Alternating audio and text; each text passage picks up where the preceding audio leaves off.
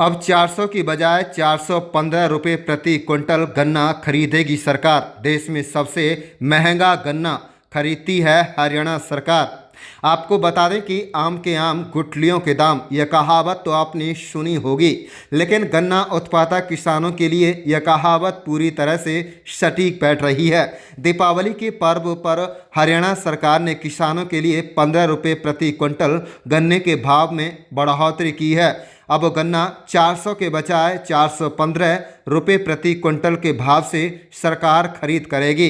लेकिन सबसे खास बात यह है कि हरियाणा के नूंह जिले में गन्ना उत्पादक किसान सरकार से भी तकरीबन 100-150 रुपये प्रति क्विंटल अधिक भाव में अपना गन्ना बेच रहे हैं। ऊपर से पशुओं के लिए हरा चारा भी पर्याप्त मात्रा में हो रहा है, जिससे पशुओं में दूध देने की मात्रा बढ़ जाती है। कई आसपास के गांव की महिलाएं गन्ने की छिलाई कर अपनी पशुओं के लिए हरा चारा ले जाने का काम करती हैं। इसमें भी दिलचस्प बात यह है कि बेरोजगार युवा खेत में ही तकरीबन 500 से 550 रुपये प्रति क्विंटल के भाव से गन्ना खरीदते हैं और अपने वाहनों में भरकर उन्हें दूर दराज खासकर राजस्थान के इलाकों में ले जाकर अच्छे खासे दामों में बेचते हैं, जिससे उन्हें अच्छा खासा लाभ हो रहा है।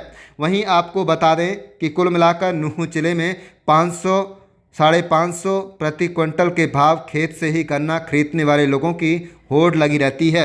हकमुद्दीन, हाफिज, रुस्तार, आरिफ, दिलावर इत्यादि किसानों का कहना है कि सरकार भाव से तकरीबन 150 रुपये प्रति क्विंटल नूंह जिले का किसान गन्ना बेच रहा है और अपनी आर्थिक स्थिति में सुधार कर रहा है। खास बात यह है कि गन्ना की खेती में खासा मुनाफा होने की वजह से साल दर साल इस गांव में गन्ने की बिजाई का रकबा लगातार बढ़ रहा है। वहीं आपको बता दें कि इस साल अधिक बरसात होने की वजह से पानी खेतों में खड़ा हुआ है, जिससे इस बार गन्ने की फसल पैदावार कम हुई है, जिससे किसान कहीं ना कहीं मायूस भी नजर आ रहा है।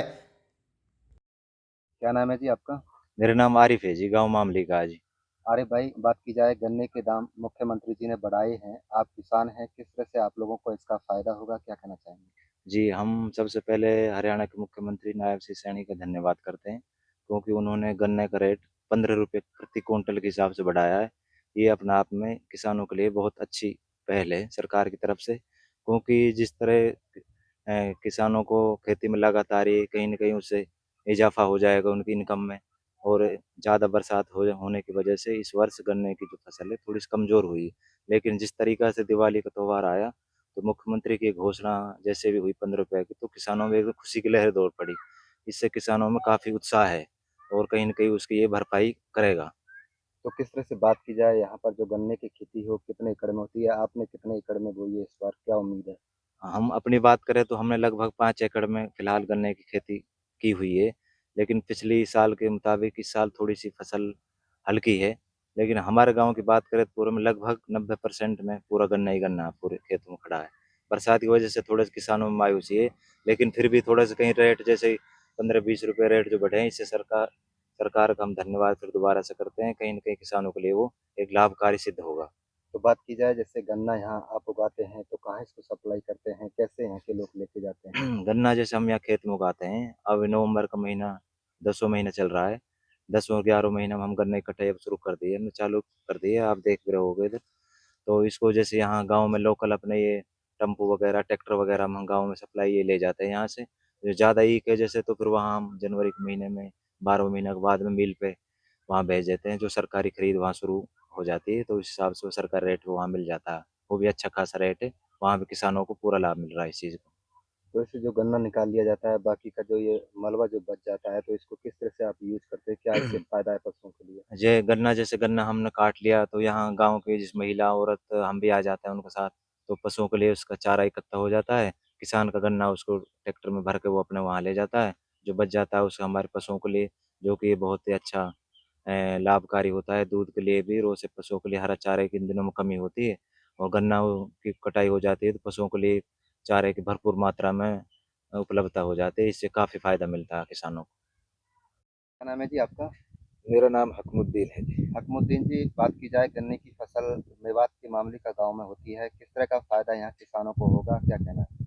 अल्हम्दुलिल्लाह बहुत अच्छा फ़ायदा होता है, और अब के जो हमारे मुख्यमंत्री साहब ने हरियाणा के जो मुख्यमंत्री नायब सैनी साहब उसने 15 रुपये जो बढ़ाए हैं उससे भी काफ़ी अच्छा फायदा मिल रहा है।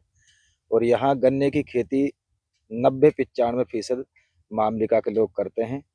अच्छा इसमें मुनाफा मिलता है, लेकिन कुछ जंगल अब पानी की भराव की वजह से कमज़ोर पड़ रहा है, इसलिए खेती कमज़ोर है। अगर पानी का निकाल हो जाए नहर की तरफ तो इंशाल्लाह फ़ायदा ही फ़ायदा है। तो किस तरह से यहाँ पर जो है खेतों पर ही यहाँ के लोग निर्भर हैं, कोई और व्यवसाय नहीं है, तो किस तरह का फायदा इससे होगा?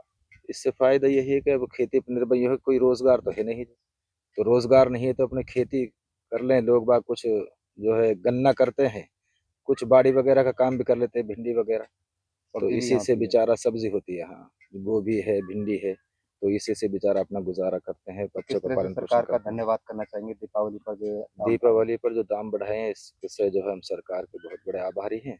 बहुत बहुत बड़ा धन्यवाद, शुक्रिया। मेरा नाम रोजगार है।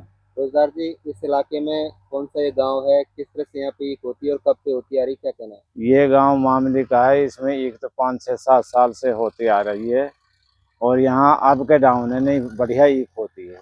लेकिन जो सरकार ने 15 रुपये बढ़ाए हैं वो आजू बाजू के क्षेत्र के लोगों के लिए फायदा है, बाकी के लिए नहीं है। यहाँ तक हमारी जो ईख जो है वो किस तरह से बिक जाती है? ये चुखाई में चल जाती है, गन्ना गाँव डाक मिल। तो खेतों की जुताई कर रहे हैं, क्या बोने की यहाँ पे तैयारी है? अब सब वो कहने गेहूँ ईख के लिए तैयार हो जाएगा, फिर आगे ईख हो जाएगी। तो किस तरह से रोजगार यहाँ पे चलता है, खेती के अलावा कोई और रोजगार है? और कोई रोजगार नहीं। मेरा नाम दिलावर खान है। जोर से। मेरा नाम दिलावर खान है। दिलावर भाई, इस एरिया में किस तरह से ईख की खेती होती है, क्या कहना चाहेंगे? भाई साहब, हमारे इलाके में खूब ईख की जो खेती है खूब होती है, बट अब की बार जो है ज़्यादा बारिश की वजह से फसल को नुकसान बहुत है, इसलिए अब की बार पब्लिक कुछ अगेत की वजह से सरसों बो रही है यहाँ पे। और जैसा अगेत हो जाए गेहूं के में ज़्यादा बारिश की वजह से नुकसान बहुत है। एक तो हमारे यहाँ पे नाला बनवाया जाए, दूसरी बात जो सरकार ने रेट बढ़ाया है वो रेट सिर्फ जो मिल पर ले जाने वाले हैं उनको फ़ायदा है, उनका हमारे लिए कुछ नहीं। तो यहाँ कैसे लेके जाते हैं यहाँ के आप जो ईख जो है आप लोगों यहाँ पे जो ईख है वो अपने लोकल में वैसे बिक जाती है, गाँव में दुकानों? गांव में ले जाते हैं, दुकानों में ले जाते हैं, बाहर राजस्थान साइड ले जाते हैं, ट्रैक्टरों में, थ्री व्हीलर में बेचने के लिए।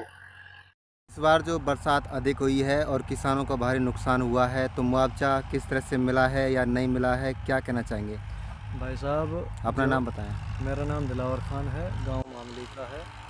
इस तरह से नायब सरकार ने वादा किया था कि भाई आपका क्षतिपूर्ति या बाजरा भाव का भरपाई है जो वो दिवाली से पहले पहले डल जाएगा, बट अभी तक कुछ नहीं हो पाया है, नहीं डला है अभी तक। तो इस पर हम अपील करते हैं हमारे सरकार से कि जल्द से जल्द ज़मींदारों का मुआवजा दिया जाए ताकि उनको राहत मिले। तो किस तरह से यहाँ इलाके में बारिश के वक्त पानी भर गया था, अभी सूखा भी नहीं है, जिससे भाई फसल- साहब, अभी तो जो गन्ना की खेती है वो भी छोटी छोटी रह गई, इसकी वजह से न खेत अभी बो रहे हैं। अभी तो एक जंगल हमारा वहाँ पे है, आप उसको देख सकते हो, वहाँ अभी तो उसमें पानी है। तो किस तरह का नुकसान हो रहा है उससे? भाई साहब, भारी नुकसान है यहाँ पे, तो जो भी फसल है वो सब गल जाती है। क्या सरकार से मांग करना चाहेंगे? सरकार से बस यही मांग है कि उनका जो है मुआवजा दिया जाए, बस जो ज़मींदारों को राहत मिले।